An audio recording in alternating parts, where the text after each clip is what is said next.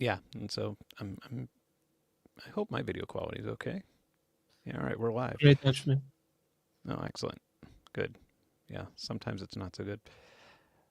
All right, so we're live. How you doing? I'm great. How are you? I'm good. You're in Austria, right? I'm in Austria, yeah. Cool. Very nice weather today.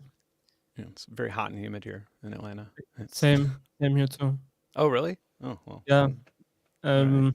Um, 2 years of winter, and now it's getting nice. Yeah. Yeah, here it's just kind of Wonderful.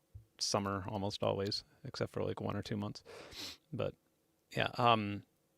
And how long have you been in like this space? So in the crypto space, actively since 2017, I started right away with risky investments. So all Yeah. the mistakes happened to me right in the beginning. So Yeah. I took 2,000 euros or something. I invested, and after 1 week, there was directly a crash. So, and then I was like, okay, what happened? I never, that's normal, obviously, Yeah. for a person that never invested in something before. You Right. go and you invest, and you lose 50% of your money, which is maybe a month salary. Hmm. And I kept researching, and I was like, it doesn't make sense to invest just trusting someone.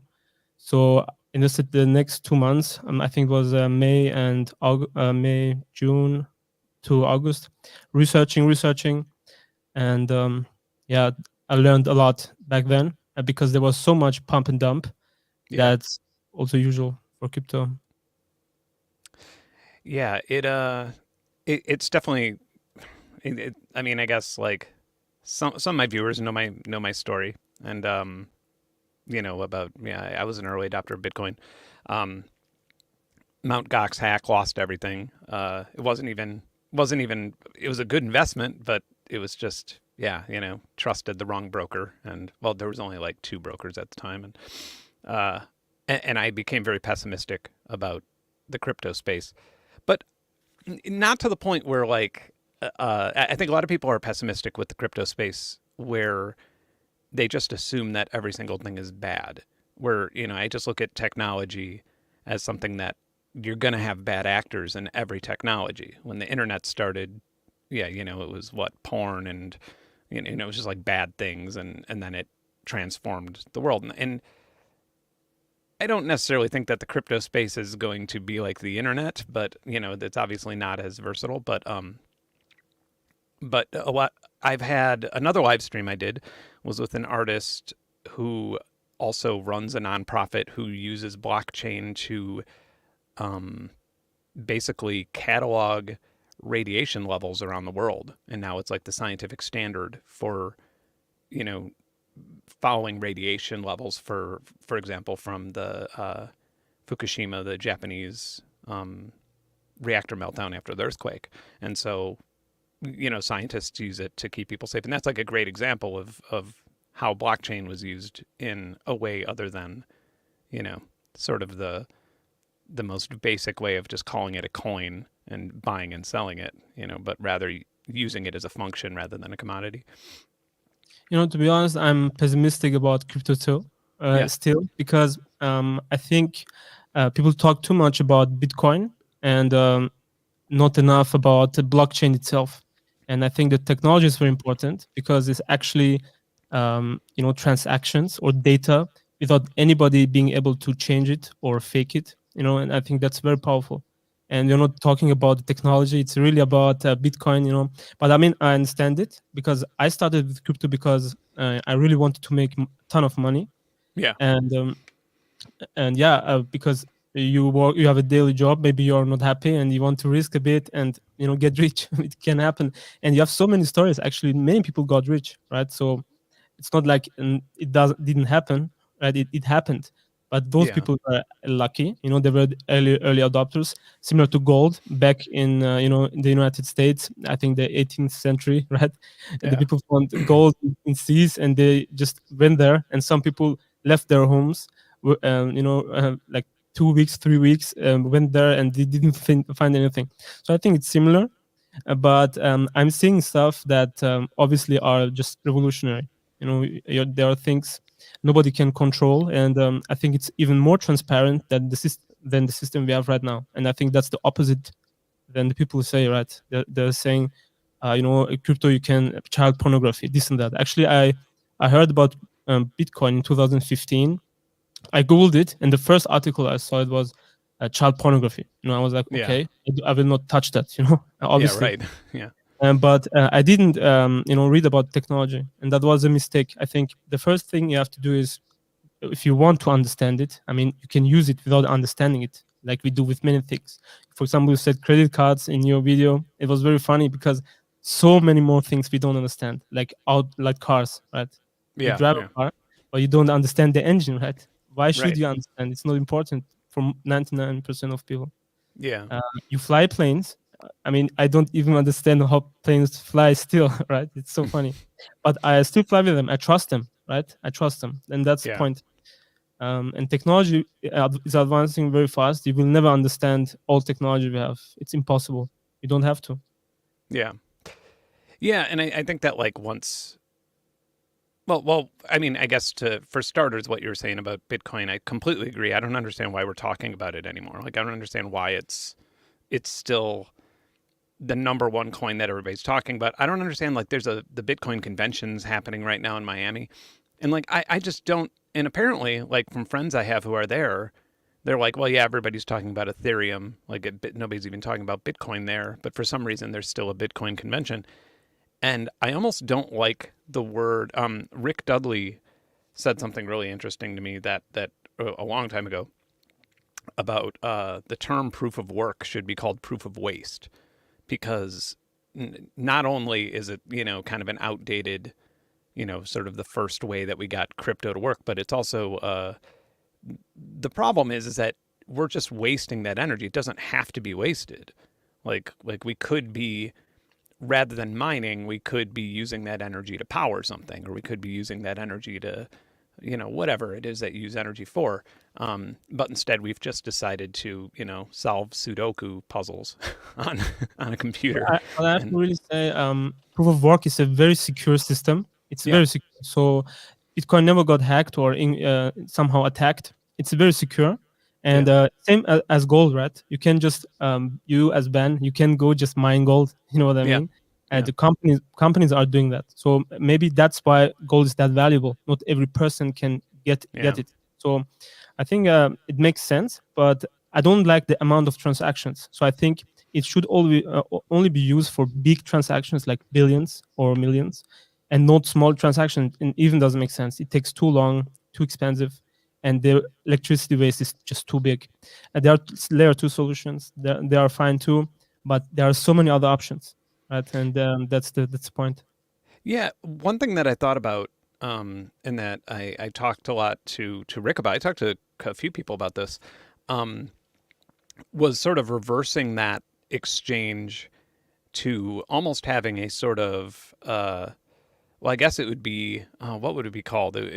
There's an actual name for it. It's proof of it, but essentially you would prove that you were generating energy rather if it was through solar or wind or something like that, and you would actually be using GPS coordinates.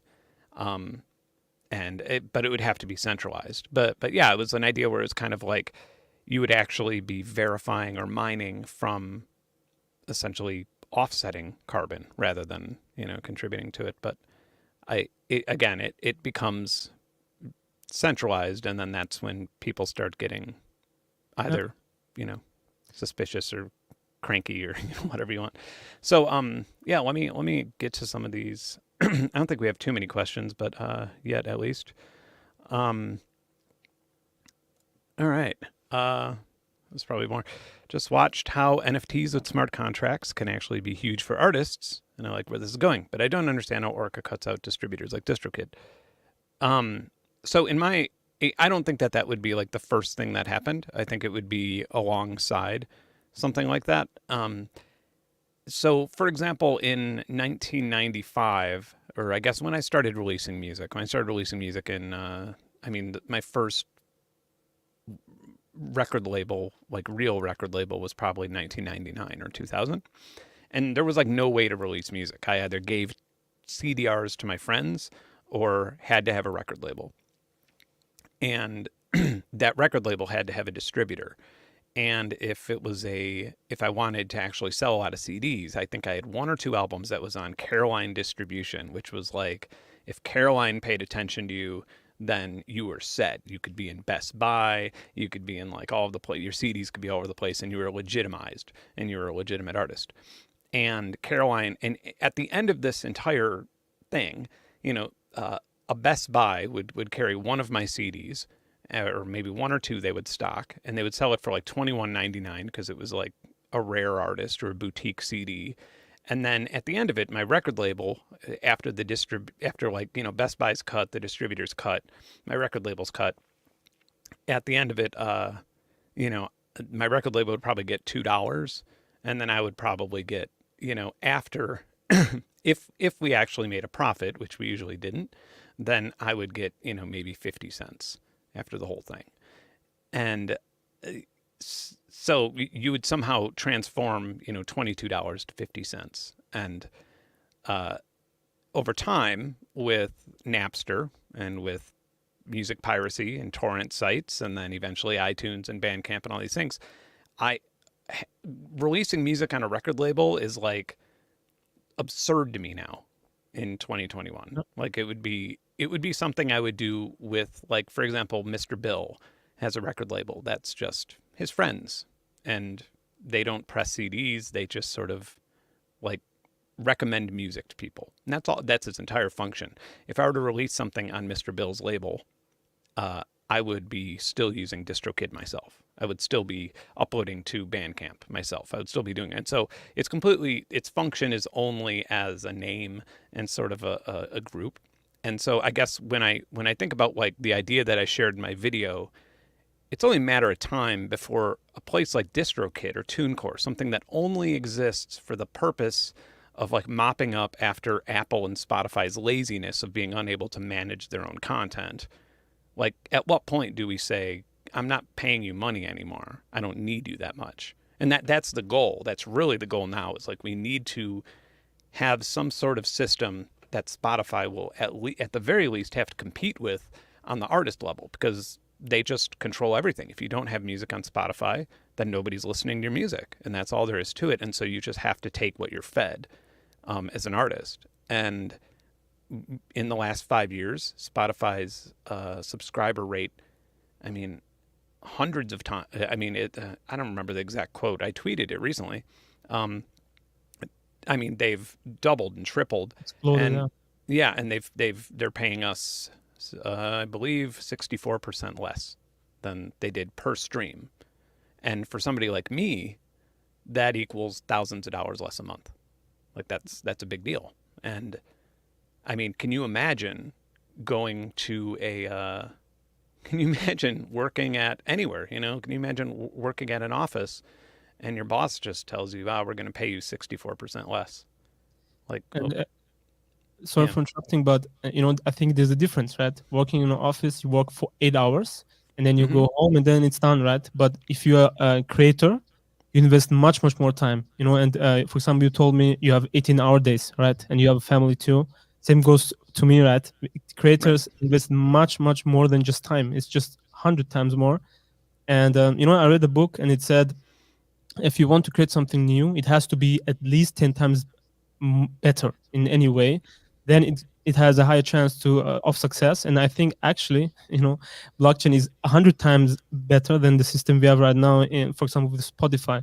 And actually, I love these brands because they started a new kind of thinking, you know, they started new ways. yeah, And I really appreciate them, Spotify, Amazon, all of those brands, but they are not efficient enough, right? They started a new way, but they're not efficient.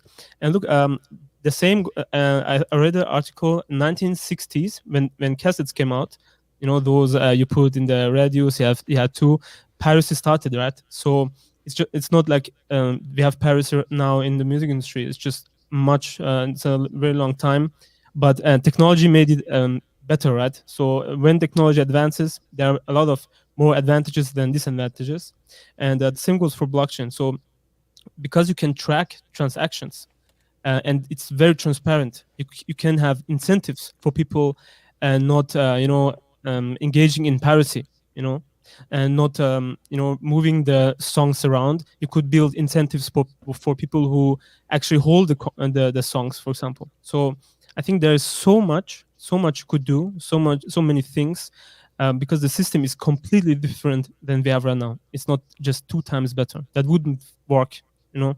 But I Yeah. think it's really literally 100 times a better system. It could do so many things, and like you said with labels, actually you don't need them anymore, right? Because you can distribute everything yourself. And I wanted to throw something in before. Everyone, I think, has a song he heard for 20 years, 10 years, and imagine having like an exclusive uh, material for it, like your number four or fifth person having that music, having that song. I think it changes the mindset a bit. It's more collecting your favorite music and supporting, rather than just owning, right? It's a bit different. I really Yeah, like and the idea. since doing I've been critical of Spotify, and since doing my Spotify video, one of the Spotify definitely has its like young investor fan club that um, argue with artists who complain about Spotify, and they're like, well, if you don't like it, then get your music off it, or they'll say things like, you know, this is just the way it is. This is how much this is how to make money as a musician now. And if you don't like it, then like you have to get another job. And that's sort of their, and they have that sort of like pull your sleeves up mindset, which I actually can get on board with more so than the average artist. But the thing is, and what I always tell them is, when I made my Spotify video, I didn't only make it for artists. I made it for investors as Yeah. well, because if you're investing in something, and if the artists are, I mean, just look at tech in general. Look at because Spotify is not the music industry; it's a tech industry, and look at what's happened with MySpace and with Facebook and with iTunes and with pretty much everything that's come before Spotify. Is they all reach a big downturn in users, and that's going to happen the moment when something better exists for artists. They're just going to leave in droves and stop paying services like TuneCore or DistroKid to put music on there. And then at that point, the investors are going to lose a lot of money. And it's like, you should be concerned about this as much as the artists if you're an investor in Spotify. Like, you should be at the board meetings telling them that like you need to do something about this because this is not sustainable for longer than you have market dominance, which how long can you keep that if your artists are leaving? And it's a very, very easy thing. Like, I have, for example, I have some friends or some artists I listen to don't have music on Spotify, and it's so simple that you don't even think about it. When I want to listen to their music, I don't not listen to their music because they're not on Spotify. I stop using Spotify to listen to their music. Then I'll go to Bandcamp and I'll buy it, and I'll close the Spotify app and I'll open the Bandcamp app, or I'll open the SoundCloud app, or whatever it is, wherever their music is. And it's that quick that I'm gone. My attention is gone from the green Spotify logo and on a different one. And this is a really big deal if you're an investor in Spotify. Like, that should not be something that can happen that easily, where somebody can just look away and stop using and close your app. They should be fighting harder to keep artists. So Yeah, and they can avoid it, right? They have no tools at all. They can just yeah, stop musicians starting something else. They can do it, and I really don't understand the business. And to be honest, I watched your video. It was very interesting. Actually, I really appreciate all of your videos. well, thank you. You feel actually that you have a passion for the music industry. It's not normal. Yeah, And same goes for blockchain too, right? There are people for just a quick buck, or just hyping stuff, and there are people that love this the mindset behind blockchain. If you read the Bitcoin white paper, actually, is really about the tech. It's not about like finances or something. But tech is more important than it. So, but what you said, the Spotify, is just evolving, like you said.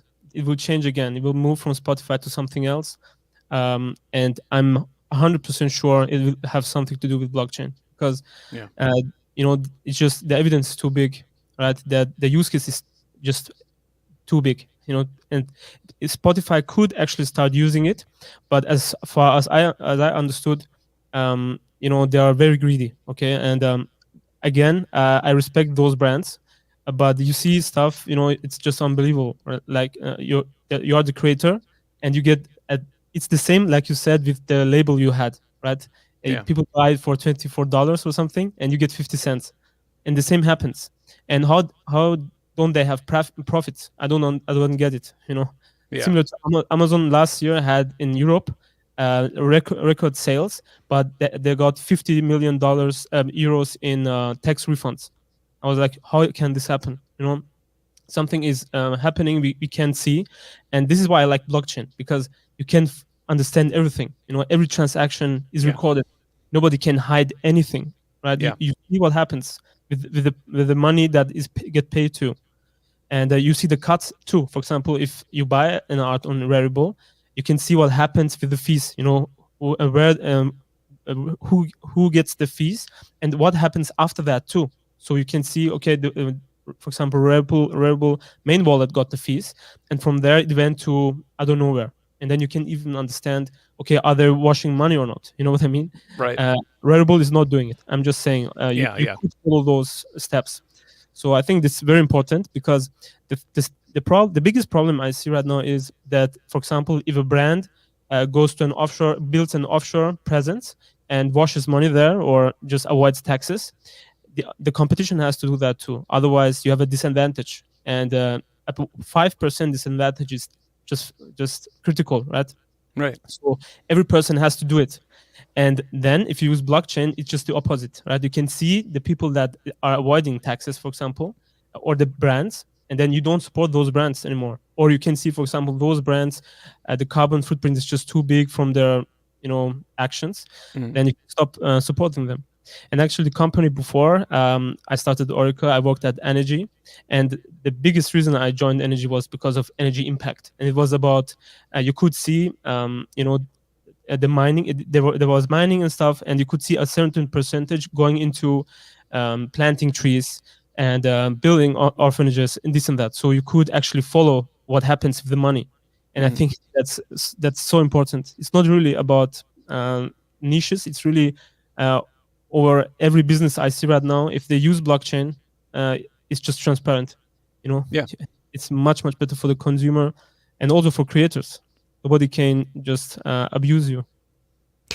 Yeah, that's sort of the funny thing about one thing. I'm not sure if anybody's going to bring it up here, but like people have brought up in the other comments on my last YouTube video and stuff. A lot of people have brought up and asked me about Audius, which is funny because I was like really intrigued until I just looked at their blockchain transactions, and then I kind of got, again, it was like that unintended transparency. Like they they call themselves decentralized, but over 61% is one wallet. And Yeah. it's like, that's, and they can't lie. I mean, they do. They call themselves decentralized clearly, but you can easily just go find out without a doubt that that's wrong.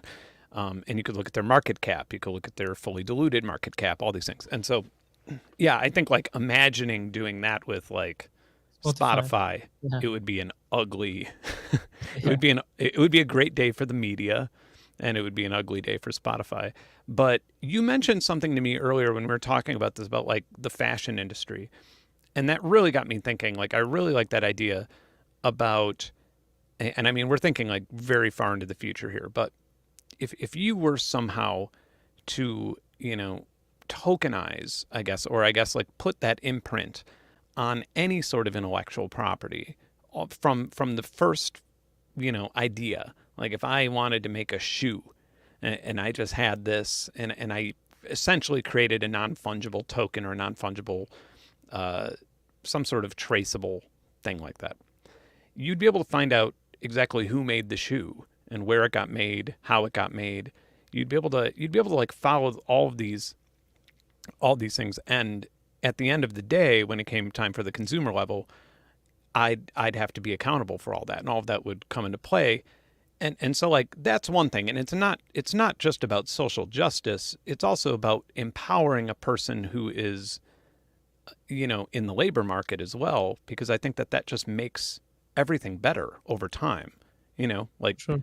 like I think we've talked about this before, where like a lot of people think of like when we think about wealth and poverty and everything in between, we tend to think about things where it's like if my slice of the pie is bigger, then somebody's slice of the pie is smaller, and therefore everything I have is taking away from somebody else. Whereas technology just makes the pie bigger, and everybody gets Yeah. and so it's kind of like that's how I look at this, and I think that's why I'm passionate about it. Um, Similar to the universe, right? It grows, and there's no limit to room. So yeah, actually the right, universe has a limit, but still it grows. And the same goes for money, right? I think 20% of the money is physical. The rest hmm is just, I call it imagination. They are just numbers on a just central computer, maybe the Federal Reserve. I don't know. Okay, so same goes for money. And by the way, you said fashion. The clothes we buy, they're from China, right? They're from Taiwan and all those countries, and the production is the same as the label. Like you said before, you get 50 cents at the end, right? yeah, And the producers there, they get also 50 cents, and we buy it for 10 euros, 15 euros, $20, right? yeah, We buy those shirts, and I think that's also a big problem. And by the way, China, uh, the biggest like carbon footprint producer, right? They are right, the yeah, biggest, the worst, and we are supporting them without even knowing. And at least in Europe, Amazon products, 99% are Chinese products, just drop shipped into yeah, Europe, and people don't get it. And they, because also the alternative to that, what is it, right? They are local products, but they don't know how to promote themselves. Amazon is just too big for them. And if the a technology comes like blockchain, and you can mint, for example, fashion like shirts and shoes, and you see it from this person in, for example, Austria, in Vienna. He's 30 years old. You can actually see he has a family and stuff, and then you have relationship with that person, and yeah, okay, I'm buying my shampoo from this person, for example, in Austria. I'm supporting also local products, and maybe it's a bit more expensive, but the material is much better, right? yeah. And I think that's very important too. I think actually that's the future of products, where the consumers decide what products get built, not the rich people who have money and can just produce. And when you think of like the chicanery that happens when you buy anything on Amazon, like I have a Chrome add-on that tries to find fake reviews to give me like the real score, and even then, and then if every time I get every other time I get a product from Amazon, there's a little note in there offering me a gift card, which is against Amazon's policies. It's offering me a gift card for a good review and things Yeah. like that. And when you think about that, it's like this is really, really bad. Like this is a terrible thing for consumers. This is bad. So to address this is a pretty critical question here. Like a technology is not inherently good just because it's new. That's a critical fallacy y'all are making. I'm not making that fallacy. Like, um, I think the problem is with the reason I have a problem with questions like this or with statements like this isn't really a question. The reason I have a problem with this is because you're giving a personality to a technology, which I can use my camera to take a picture of a beautiful landscape, or I could use it to stalk somebody. I could use anything in my studio. I could use in a good or nefarious way. They don't have personality, and something like all a blockchain is a ledger. That's all it is. How can it be bad or good? It's just a ledger. And if it's been used for drugs, if it's been used for, things like that, you know what else has been, you know what else drug money is used for? Music festivals, a whole lot. Like those hippie festivals that you see happening all over the United States and Europe. How do you think those are funded? That's it's a cash. Everything's happening in cash. Um, it's money laundering. That Yeah, you that's not a surprise to. I mean, I guess it's a surprise to some of the people who go there, but like, you're also buying drugs there. Well, a lot of the people who go there, it's yeah, that's happening, and nobody seems to have a problem with it. So, like, I don't really understand. So, does that mean that music is bad? Is electronic music bad, like blockchain is? Like, I think it's just stupid to look at a technology and then just call it an antagonist or a protagonist. Like all it is a ledger. So I don't know. That's There's some funny views too. For example, 500 years ago, we started printing books, right? So for the masses, and masses could read books. And there were, in the beginning, there were so many bad books too, hate speeches and stuff. And you yeah. could say, yeah, printing books is so bad for humanity. And actually, Yeah. there were people like priests. They said, don't print books, don't print the Bible. And Martin Luther, for example, wanted to do it just so more people can read it, right? So many funny things in history too. You have to research a bit, and you see actually history repeats itself. It's just a new. You call it new. Actually, blockchain is a bit older than. Yeah. It's very old too, by the way. It's from 1980s. The idea of blockchain, so digital cash and also those things. And I also, books, because blockchain is actually like books. So if you write a page, you can just go back and read it, but you can't change it anymore. It's just Yeah. an ink that you can delete anymore, and that's the new invention, right? It's digital. It's with math, and math is an universal language, and yeah, it's not even new. So I think it's more math than just evolving math. You know, you have to It's look at funny. it this way. Yeah, and it's also funny because I one thing that reminded me of it, like I feel like this is more something that a developer would understand, who a developer who's not a blockchain developer, but rather than like everybody. But for example, if you use GitHub, if you use a Git, and if you download a project, like let's say you just downloaded a audio plugin that I made, and you were a developer and you added some code to it, and you said, oh, I want to have, even if let's just say you added a graphic to it, and you uploaded it, and then let's say you were like, oh, you know what, I messed up, now it crashes, so I need to edit that, and you would then have to essentially pull it again, fix it, and then push it again. And every single time you made that mistake, it would be logged in the Git, and you would never like, and everybody would be able to see. And it's funny because I've done this, and I've been like humiliated, like on the ledger of GitHub. Like and obviously like you can go back and the administrator can go back and like delete that, and it doesn't serve the same purpose as a blockchain. But that's a good way of looking at it when you're thinking about accountability. Like you kind of, all of your mistakes and everything you've done, you could trace every single step all the way back to the beginning. And again, when like we keep having this, we keep having comments like this. Like if it was transparent, as you say, then it should have been used for something other than crime at this point. Like we're talking about the most transparent like the entire. I mean, I don't know how to describe it. I think that this Lee Jenkins. I want you to understand how blockchain works from a fundamental level, because I think that when you say this, like you can't argue its transparency. Like that's not an argument you could like I just feel like you like maybe you just need to like look at the way it works from a fundamental level. Like even if you were to think of it in a physical level where you're actually copying ledgers and comparing them with a group of people or something, because without transparency, a blockchain can't really be a blockchain. So anyway, it just relies on public minting of transactions. It's a proof of who gets the rewards.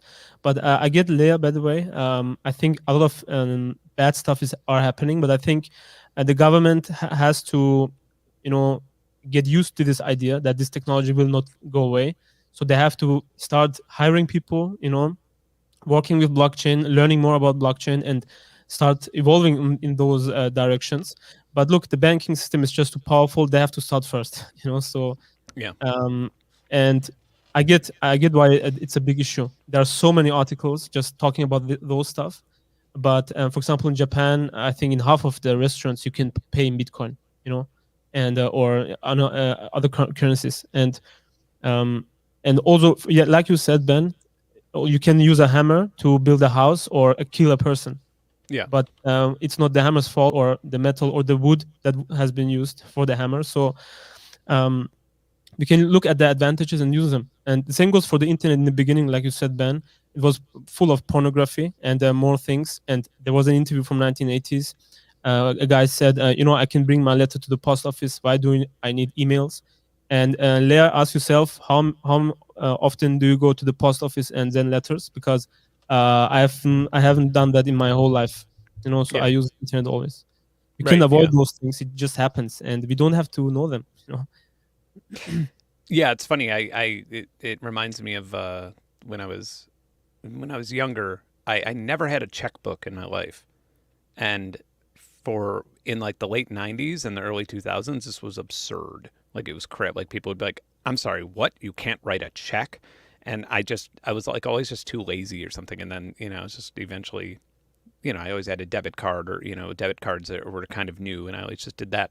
And now yeah, I think like somebody who's 18 years old now, they would never think to have a checkbook. Like it wouldn't even be a thought in their head. Like it would just be like, why do they have it? And sorry for interrupting again, That's but okay.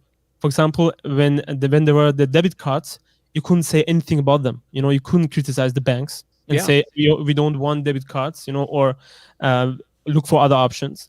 But with blockchain, you have options. There are so many things happening right now and so many projects, and Bitcoin is just the gold. Everybody is saying it, and it's a self-fulfilling prophecy. It is gold at the end because so many people believe in it. yeah, And the other technologies are the important things like Ethereum. It's about smart contracts. You can do anything with Ethereum, like killing people to helping someone, saving someone's life maybe yeah. with just uh, donating money. So many possibilities. It's about possibilities. Like So I guess like I don't see anybody asking this question here, but it's been asked a lot in the initial video, and I feel like this is probably a good segue into it. A lot of people are criticizing Binance Smart Chain because of the centralization, and I, I've answered the question a few times where I've been like it's a starting point, and this is my assumption. I'm obviously not an Orica developer, and I want everybody to know that I'm not. So when you ask me questions like that, I'm guessing. I'm not speaking for Orica. My guess would be because Binance Smart Chain is adaptable with Ethereum. So when Ethereum does, expand to 2.0, it'll be easy for you to expand elsewhere if you need to, or it'll be easier for you to jump onto whatever blockchain is works best for the function that you have. But right now, Binance Smart Chain is that. Is that a proper That's answer? correct. Did I? So I think it's very important to stay in the Ethereum ecosystem because Mm-hmm. Ethereum is just the biggest project in my opinion. So many developers are working on it.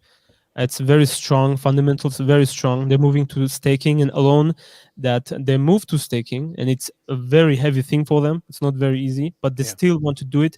Just shows that they have the right visions and mindset. And Binance too. Maybe it's a bit centralized. I agree, but still better than banks, right? You can Yeah. the blockchain, like how it works, is the same. But I agree. It's very important to not rely on one thing. Be just diverse when it comes to the blockchain itself. I think it's very important. This is why we will have bridges, so you can move your NFTs around, so you don't have to. It doesn't have to rely on Binance Chain, for example. But it's important to stay in the Ethereum ecosystem, in my opinion, at least for the next 2 years, and see what happens with staking and so on. If they can manage to bring it, and actually 10%, I think, of Ethereum is being staked right now. So it is happening. And why should we move on? They have the biggest network effect. They're very strong, very secure. There was a fork, but the core stood. So I believe in that project, and so many people believe it. And there's like from Ethereum to the next project that is strong, it's a big difference. So it's very strong, and if something better comes and people ask for it, we can add it to the market, right? Yeah. It's not a big issue for us. It's really about the vision. If the vision is good, and we believe in those, and it's about our environment and about the creators and consumers, then we will add it to our marketplace.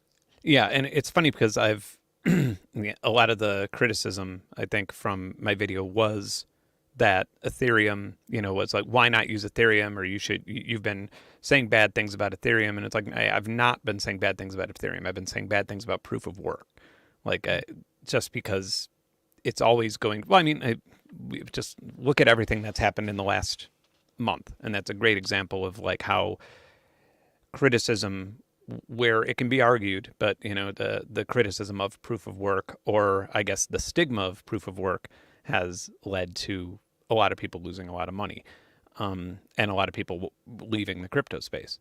And yeah, Ethereum, it, it we could be in this stream for like 3 hours if we were to talk about why Ethereum's taking so long, but to get to 2.0. But yeah, I think the answer for those people, it's funny that they're criticizing using Binance rather than or even, for example, if you use Tezos or Cardano or something like that, you would have, it would be a pretty big leap to get onto another blockchain in the future if you needed to, or to transfer something to Ethereum. But yeah, from my understanding, developers are going to Tezos school to to learn how to use the blockchain, whereas an Ethereum developer can use Binance Smart Chain very easily. So I think that it's, yeah, to answer those people. Um, Yeah, yeah, and by the way, Tezos had a lot of FUD before, so they yeah, had issues and so on. So Ethereum, just everybody knows it, right? It's number one, and I think using a different blockchain is just to separate yourself a bit, so people go to your to your marketplace. And that's not our goal, really, to talk a lot about the blockchain. It's really not important, because if next year something better than Ethereum comes and the technology is better and it's better for the environment, again, as I said, we will use that without even hesitating, and yeah, it's very easy to implement. And it's about the use cases of NFTs, the non-fungible tokens.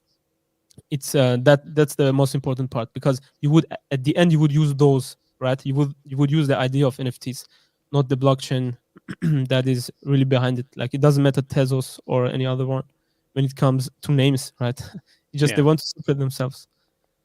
Yeah, this question is just hearing more about how NFTs can be used for ticketing. Um,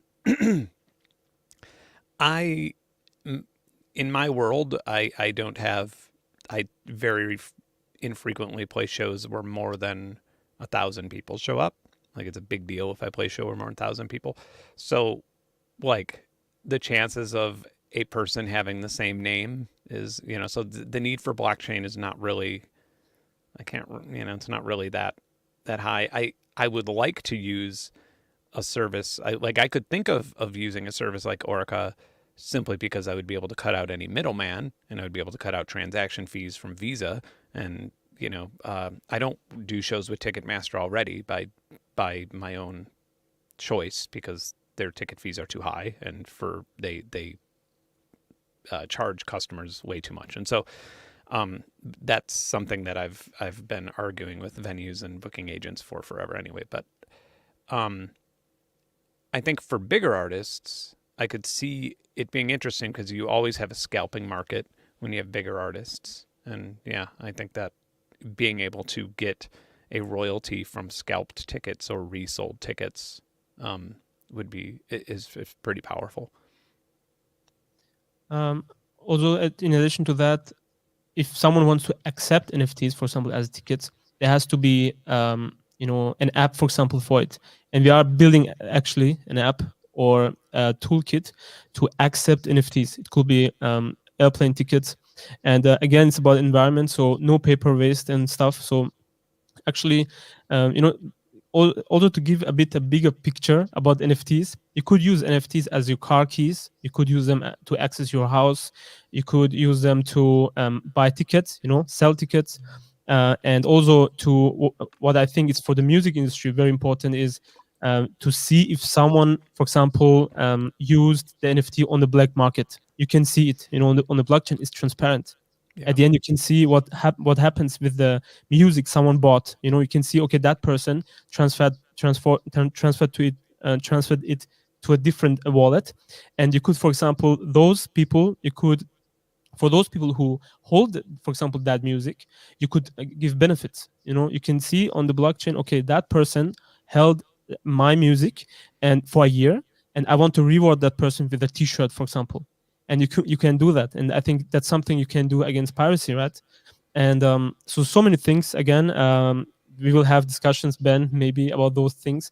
But there are so many advantages, and ticket is just one one advantage you can have, accepting tickets and distributing them yourself. So you mint the tickets, and then a person buys those tickets and can access the stadium, for example, with just his phone, just showing his phone, and then you scan the wallet, you see, okay, that person has the ticket to my concert, for example. And yeah, we are building this actually too. So you can, for example, you, Ben, can scan wallets for the tickets, and Yeah. that's being built right now. And we didn't disclose too much info about it, but we will in the next weeks before our pre-sale, we will disclose a bit more info, because we are pretty far. And yeah, so NFTs can be visible on your phone. It can be music even, so you can listen to music on your wallet. I think that's actually very interesting too. Hmm. So you don't have to rely on, for example, I think I have a Samsung phone, and they deleted the music player. I mean, they blocked it. I was like, why is this happening? Because I think Yeah. nobody bought stuff on their player, right?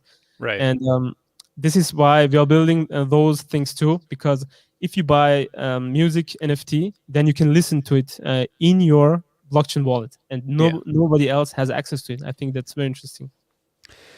Yeah. And I think like again, like the ticket thing, like obviously, we live in a world where you could already scan codes to get in, but you still have to go through a server that you're paying a company to run, and there's always, there's always like five middlemen between you and the actual artist when you're doing that, or you and the venue.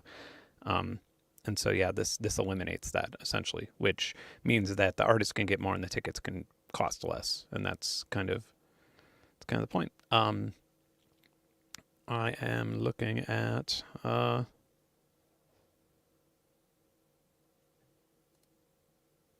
right. So revenue sharing, from my understanding, yeah, I mean, it really just depends on what we're talking about. Like if you're talking about an initial offering, then that's up to you. But I do know that Orica can you'll you'll be able to set up revenue sharing however you like. Like that's up to you. I don't think that it's if you have like a specific circumstance that you could mention, then, or that you could bring up, then let me know. But other than that, yeah, I mean it's pretty much up to you. Um, let's see. Let's see if we have any other questions here that are relevant. I may have missed some earlier. Oh yeah, this one's interesting. Again from Lee Jenkins.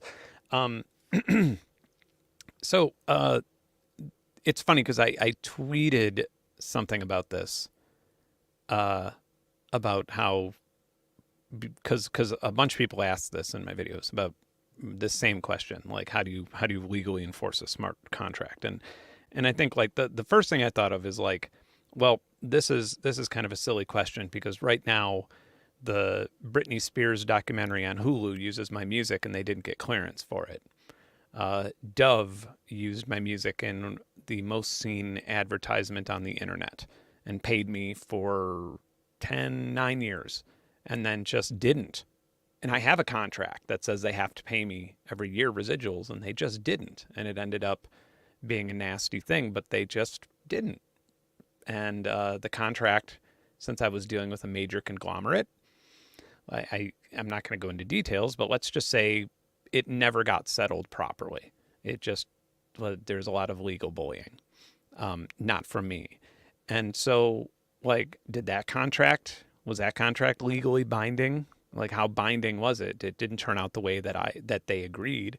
Um, Same with Spotify. Like when you first signed up for Spotify, you you were seeing this payout per stream, but it's just this open agreement. It's this contract where you're just kind of, there really is no contract. Um, so to look at a contract as a legal document that is legally binding, like they operate that way, but then again they don't when when they run into the issues that you run into when somebody just has a lot more power than you do. They can get out of the contract and you can't. But the funny thing also is that the word contract has probably eight different legal or eight different English meanings.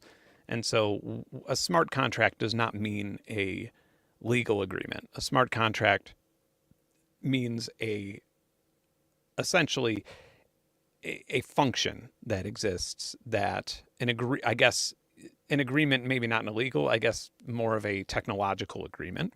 But the deal with a smart contract is like if you were to go on Coinbase right now, if you were to call up Coinbase customer support, and if you were to say, "Hey, I have 1,000 bitcoins, but I forgot my username and password. So if you could just set me up, send me 1,000 bitcoins." They would look for the ledger. They would try and figure out where they would try and figure out where it was. And you would never get those 1,000 bitcoins if you were, lying about it. And if they could actually find the ledger, they would try and help you. But anyway, look at it that way, where it's like you can't really BS. um, you like it just, we're talking about a transaction where if somebody buys into it or if you get royalty from a sale or if you make profit off of an investment, it just appears in your wallet. There is no actual like person to depend on to do the accounting. Um, and if you need that from like if you do need somebody to, for example, if I like started an initial offering of an album and I sold records on tour, then you would need to depend on me. And if you needed a contract from me personally, then sure, you could get one. But it's just, I think it's just the word gets tricky because people think of it as like a legal contract where it's a, it's more of just a technological give and take. I guess that is pretty much impenetrable. It's very secure. Exactly. And I think the best thing about smart contracts are that it's again transparent. So you can have an audit of that smart contract too, and then everybody can build a consensus that this smart contract is a good contract. For example, it's not bad for the user, and then we use it. So it doesn't matter if who decides if it's legally correct, But with smart contracts on the blockchain, a lot of people can from different, like one in China, in America, they can audit that code and say like, yeah, it's correct. For example, like it's like 1+1 is 2, and then if everyone accepts, that's a correct smart contract, and then you would support that smart contract, for example, or it's a legit, And Yeah. with legal stuff right now, I see also a big problem because there could be, a paragraph you don't understand correctly, for example, and someone can abuse it again against you, right? There are so many problems that can happen, and yeah, with smart contracts, there are so many auditors, and yeah, I think again it's transparent. It's completely different. Um, yeah. So like you said, Ben, the other things don't want to repeat, but exactly. So you can just penetrate it, or yeah, it's on the blockchain. Um, this is a great question. In short, why should I want to be on Orica? What is the service to me as an artist, and what I can't get elsewhere? My before I have the co-founder of Orica tell you why, me as somebody who is generally pretty pessimistic and honest on YouTube, the reason I'm involved with Orica is because of their open-mindedness for the future, and because everybody in the project doesn't really.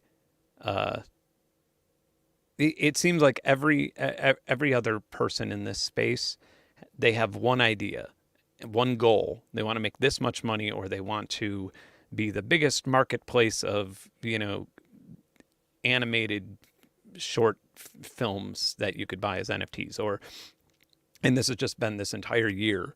I've talked to marketplaces, and there's a lot of marketplaces out there that there's some that have hit me up. There's some that I have hit up, especially since making my last video, just because so many people were looking for something that was better than something like Rarible. Um, and and I think that, yeah, it's the reason why I personally like Orica, and the reason why I've recommended them, and the reason why they're, I can give you a spreadsheet of pretty much every NFT marketplace that has, like, if they're using proof of work, proof of stake, if they're what amount of money they're taking from the transactions, how many users they have, all these things. And I the reason why I recommended Orca is because of their open mindedness for the the fact that that you just heard that NFTs can be used to unlock your car, like things like that are why. And because and then like all of my preliminary reasons for wanting to be involved with Orica, or wanting to endorse them, what were just things like, do they operate on a proof of stake system? Will you be able to buy an NFT on Orica without having to buy Bitcoin first? Can you just buy it with, can you essentially get into that blockchain directly with fiat currency? Things like that are important to me. And so, yeah, that's the other one. Yeah, that spreadsheet, by the way, I could link to that. But you'll see, if you look at that spreadsheet of all of the NFT marketplaces, you'll see that pretty much everything you've heard about Orica like ticks all the boxes. And so, yeah, I'll let you take the floor on this one. This is your Thanks. your So, sales pitch. Lech, I think Ben talked about the technology a lot, but I think even more important than technology is the people behind it. And look, you are just watching me right now, but I'm not alone. I'm just a very small part of this big project. We have other people. I mean, amazing. We have a YouTube live stream. Sorry for promoting myself a bit, but we have a YouTube channel ourselves, and I want to show the other team members. And you will see that it's not really about money. I mean, obviously, money is important to every person because it's a tool to buy stuff or produce stuff. I think that's why it's very important. Actually one of the most important advancement of humans was that having a system to exchange, not just both against I don't know, food. It's very important. And but the other people in my team, they're just amazing. They're my family. And for over 1 year we worked remote, and just from writing with them, I fell in love with them, and I think I'm very happy to work with them. I think the team is one of the most important things. Look at for example, soccer. You can see who wins by the team chemistry they have, right?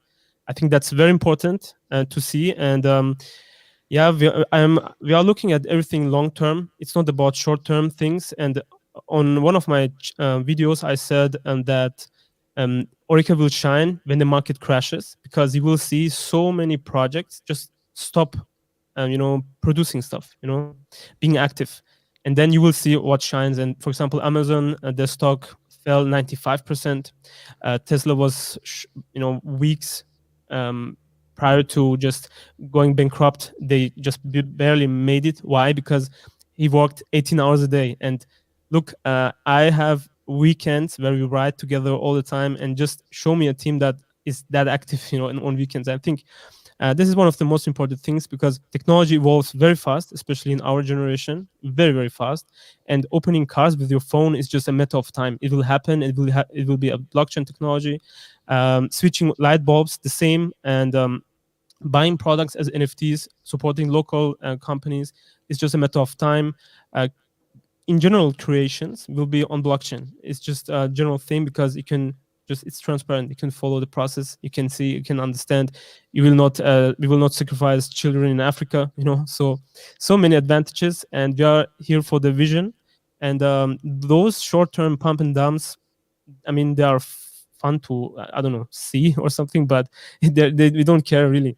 So this is why we had the seed phase. We didn't promote that much. We just opened it, not like the other projects. They hype as much as possible, and have big investors. We had them too, 100K, 50K. We didn't accept, because they just buy into your project, they dump it, and we want to use our tokens to have artists, being active, getting rewards, and don't have to pay any fees. Actually, we want to have them to collect them.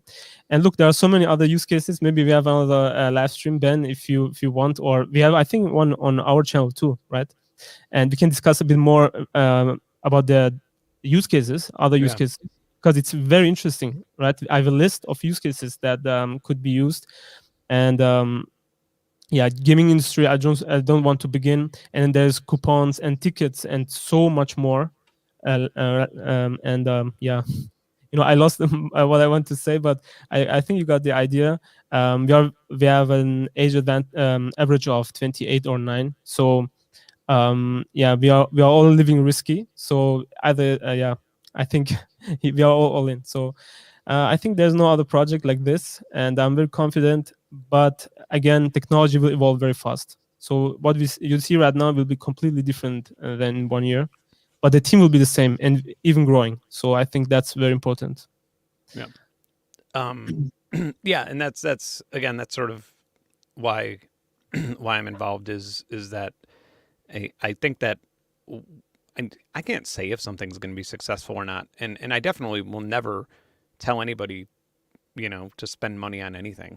Like I'll it. What's funny is that so many people have just because the word crypto is involved with anything, so many people have accused this of being like nefarious in some way when every other video I make is like a $3,000 synthesizer that I'm telling you that I love and telling you that is worth, I think is worth the expensive price tag. And nobody seems to be like upset about that. But the moment this technology gets mentioned, all of a sudden it's like this nefarious scam or something. And no, the reason why I think the reason why I'm in, involved with Orica, or the reason why they've uh, appealed to me more than anybody else in this space is because they don't seem like that to me at all. They seem like they are more interested in 10 years from now than they are, you know, selling an NFT right now.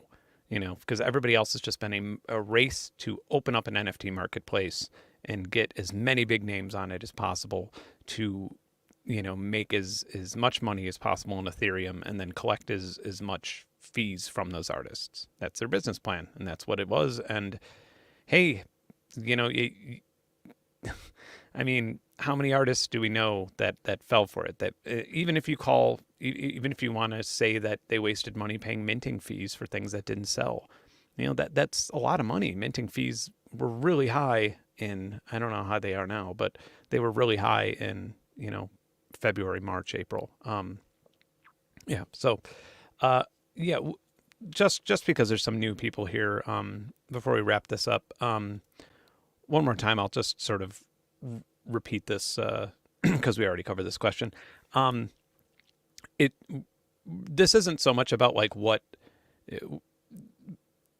one another interesting thing that I think is kind of funny in the crypto world is people being territorial about coins or territorial about blockchains, like they are like I get it if you buy a new PlayStation or a new Xbox because you've invested a bunch of money in this thing and now you own it, and now for the rest of that generation you own that video game system because you can't afford both. And so if somebody says something, if somebody doesn't like it, then you get defensive. Or you may just, if you buy the Xbox, you just hate PlayStation. And that's why those like two crazy worlds exist, or Mac versus PC, or, even in audio, we have like FL Studio versus Ableton people. I get that. But with coins, you can just sell one and buy the other in a second. Like, I do not understand why there's this, why so many people have been, why didn't you use Cardano? Why didn't you use Tezos? It's like, we get that you like this blockchain. I like Tezos a whole bunch, but I'm not angry that this project's not using it, because this project could use it if it actually, if the blockchain works for this project. And again, to answer the question that we answered earlier, uh, it, Binance is close to Ethereum, and when Ethereum moves to 2.0, it's just an easy bridge to other blockchains that suit it better, or to, move your NFT to whatever blockchain you want. That's why Binance is being used. Um, so yeah. Uh, any other questions? Anybody? I feel like there's a little bit of delay, so sometimes it takes some time. What time is it there in Austria? It's 8 Okay. p.m. And okay, I will take this time also to thank you very much, Ben. I know that it's very controversial, to engage with crypto companies, and you took that risk, and I hope it turns well for you, because it takes balls, to be honest with you, to, as I said, engage with crypto companies. There's so much FUD and so many articles, negative articles. But yeah, like always, the media, they can make money with positive stuff, right? Yeah. Or take and get attention, and but that's normal. And there are so many projects I know that work with third world countries, planting trees, as I said, donations, and they never get mentioned. And yeah, that annoys me sometimes. But it's the same with every technology.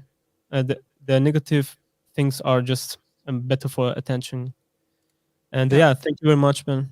Oh, you're welcome. I totally. We're not. I haven't talked about the contest. Amazingly, um, what I'm looking for as a judge in the music contest. So the other two judges I chose, uh, but I chose a pretty interesting panel here. Mr. Bill, he's an EDM superstar, I guess you could say.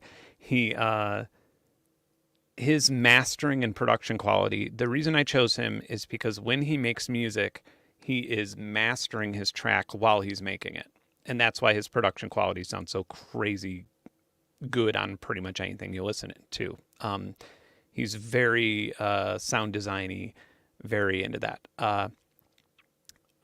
Nicola Claudine, on the other hand, is a 100% jazz inspired musician who, you know, plays piano, saxophone, things like that. Very she focuses a lot on things like vocal harmonies. She's very into vocal harmonies. She's studied a whole bunch of that stuff. She's kind of on the opposite spectrum of Bill. And I feel like I'm kind of in the middle of both of those. Like I feel like maybe I'm a little bit more, yeah, maybe I'm a little bit more focused in like, yeah, gospel or something like that. I'm not really sure where I would really differ, but I'm sort of in the middle between those. And so I think that that's why it's an interesting panel. Is that it's sort of anything will sound something may sound amazing and totally impress one person, and then another person may be like that's pretty good, and vice versa. So that's why I have those two other judges. And so what I'm looking for something that sounds good. That's it. I'm like, and I think that's what we're all looking for. I'm not like looking for something with any particular feature. I'm just looking for something that I really like, and uh, I kind of like having that um, broadness.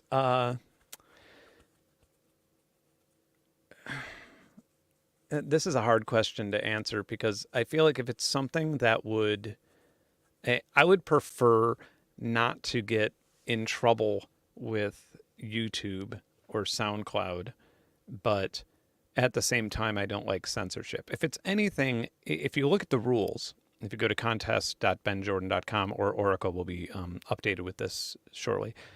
Um, if you look at the rules, it allows vulgarity, but not obscenity. Like it can't be any, just because we would like to, I'm sure someone under 18 is going to be listening to the music in this contest and voting on it for the public vote. So yeah, that's it's up to you. But yeah, obviously, if it's obscene, I would prefer that it. I would prefer that I wouldn't have to be embarrassed with my mother hearing it. Um, uh, yeah, that will come. Yeah, when is the public voting going to go up? I'm not totally sure. Is that after? Are you going to start that before or after the 17th, the deadline? It's before, Okay, I so yeah, think. it'll be soon. Uh, oh yeah, this is a good question. I missed this earlier too. I apologize. I like saw it. I was looking for it. Um, so my opinion on this, there's no way to enforce this. Like there's no way to say like no, it has to be a 100%. It has to be an idea that was born after the 8th. Uh, no, if you have something that if you have a session that you could spruce up and finish, or even if you have something that you didn't release, that can qualify. Uh, and I think just simply because, I like the idea of everybody having this like time frame to work on something from the beginning to end, but there's no way to verify that, and then it would be unfair to set a rule because some people wouldn't do it. Um, Not necessarily. There's a public vote, and then the judges vote on the short list.